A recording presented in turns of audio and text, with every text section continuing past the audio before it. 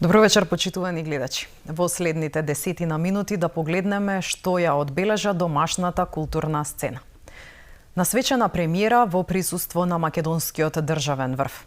Драмски театар Скопје одбележа значаен јубилеј, 8 децении од своето постоење. На свечената прослава на сцената на Драмски беше изведена премиера на представата Мачки на глава од Венко Андоновски во режија на Дејан Пројковски. Драмскиот театар го прослави својот 80 годишен јубилеј со праизведба на текстот Мачки на глава од Венко Андоновски во режија на Дејан Пројковски. Мачки на глава е 213-та премиера во Драмски од осамостојувањето до денес, односно 461 премиера во 80 годишниот театарски живот.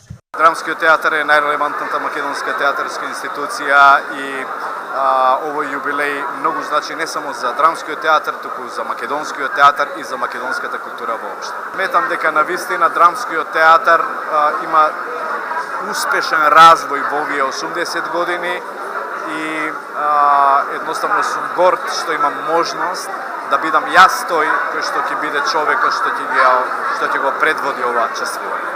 Во представата играат Рубен Смуратовски, Билјана Драгичевиќ Пројковска, Филип Трајковиќ, Александар Степанулевски, Сара Климовска, Игор Ангелов, Сања Арсовска, Златко Митерски и Предраг Павловски. Сценографијата е на Валентин Светозарев, костимите е на Марија Папучевска, скулптор е Ангел Петровски, а музиката е на Горан Трајковски. За представата немам што да кажам. Представата самата себе си се опишува. Единствената порака е да си останеме она што сме, а тоа е цидот меѓу исток и запад, што не подразбира непросветени луѓе и така натаму. Меѓутоа, треба да сватиме дека ние им даваме идентитет и на исток и на запад, а не тие нам. Тоа е представата во една реченица, а за актерската екипа и за Дејан Пројковски немам зборови.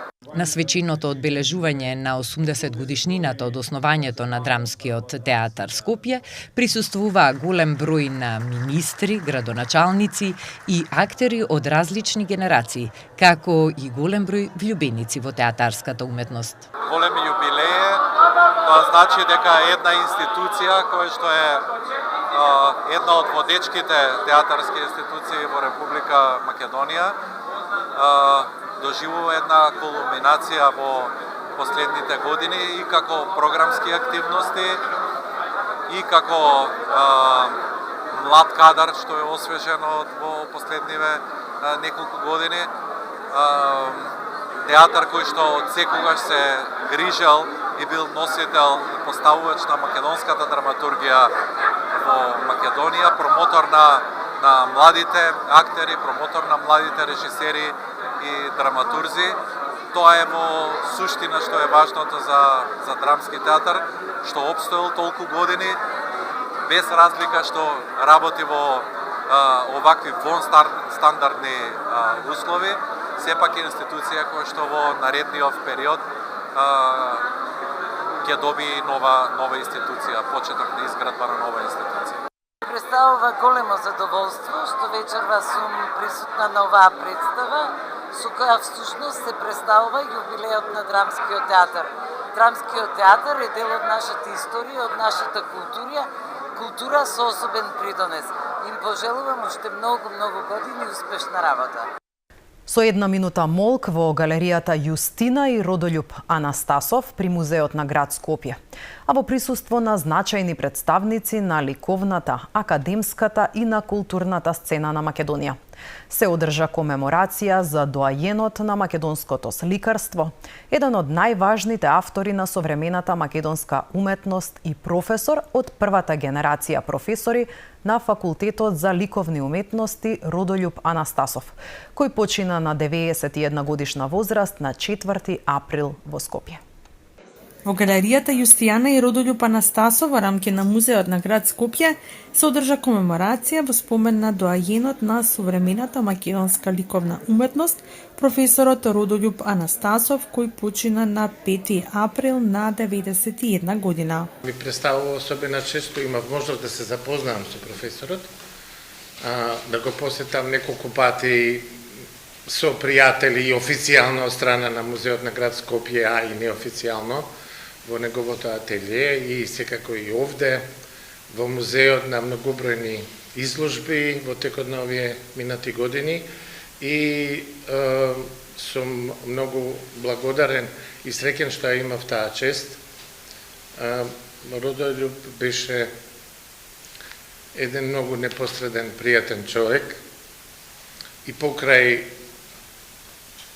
фактот што беше навистина во години, беше секогаш апсолутно присутен, не само со физички, туку и со духот и секогаш отворен, непосреден, искрен и многу пријателски расположени и секогаш со насмевка и како таков ќе го паметам јас и се надевам секако и сите ние. Деканката на Факултетот за ликовна уметност, професор Слободанка Стефчевска, кажа дека како ликовен педагог, автор и високо почитувана личност меѓу своите современици, Анастасов оставил силен белег и неизбришлива трага, вградувајќи ја својата моќна и силна авторска фигура во фундаментите на градењето на македонската современа ликовна уметност преку неговата дејност на Факултетот за ликовна уметност.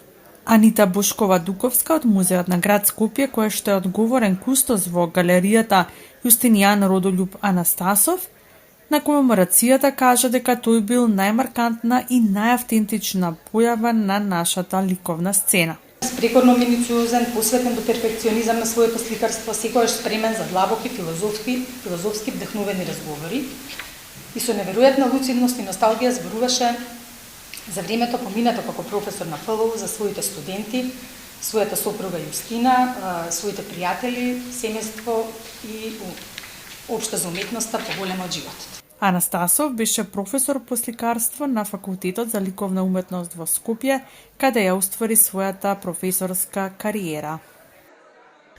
Националната универзитетска библиотека Свети Климент Охридски го одбележа Светскиот ден на книгата и авторското право 23 април. Целодневната програма, поддржана од амбасадата на Шпанија во Македонија, беше збогатена со литературни читања, подароци, музика, а посетителите имаа ексклузивна можност да бидат дел од една од 4 бесплатни тури и непосредно да се запознаат со работата на библиотеката и нивниот книжевен фонд. Станува збор за 4 типа на тури.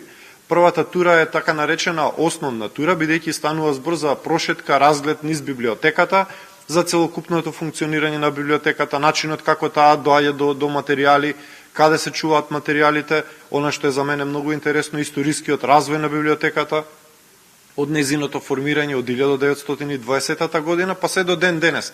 Како она се трансформира од една факултетска библиотека во Народна библиотека, денес во Национална библиотека. Тоа е првата тура. Потоа втората тура не е исто така некој новитет кој што досега не е прикажан за јавноста, тоа се микрофилмска тура. Таму посетителите ќе имаат да видат ексклузивна можност да видат одредени микрофилмови кои што ние ги немаме во хартија. Тоа се микрофилмови, односно материјали кои што се снимени надвор од државата, изминатиот цел век на постоење на библиотеката. Стварно тоа е едно интересно чувство кое што имате представа дека сте се вратиле назад некои 50 на години, да гледате на микрочитач, да ги гледате микрофилмовите. Третата тура е исто мощна и интересна за мене, тоа што не отсликува и што не одвојува од останатите библиотеки, како национална библиотека, тоа е заштитата на библиотечниот материјал. Нашата библиотека има центар за заштита и во тој центар имаме лабораторија за конзервација и реставрација, имаме и книговрзница. Прилепскиот завод и музеј ги почна годинашните археолошки истражувања на античкиот локалитет Стибера кај Прилеп. Најпознат во земјава по импозантните мермерни статуи пронајдени на локалитетот.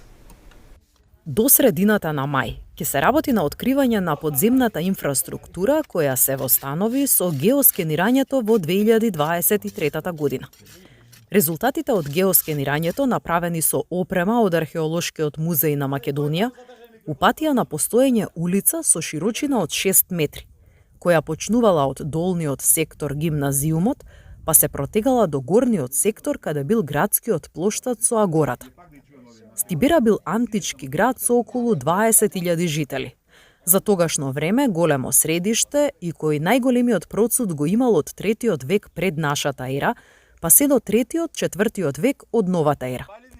Од археолозите Стибера е наречена македонска Помпеја, особено по последните наоди на агората, градскиот пазар плоштад, како и мермерните инструменти при трговијата со храна. Тука го завршуваме денешното издание на Вестите од културата. Ви благодарам што не следевте со внимание.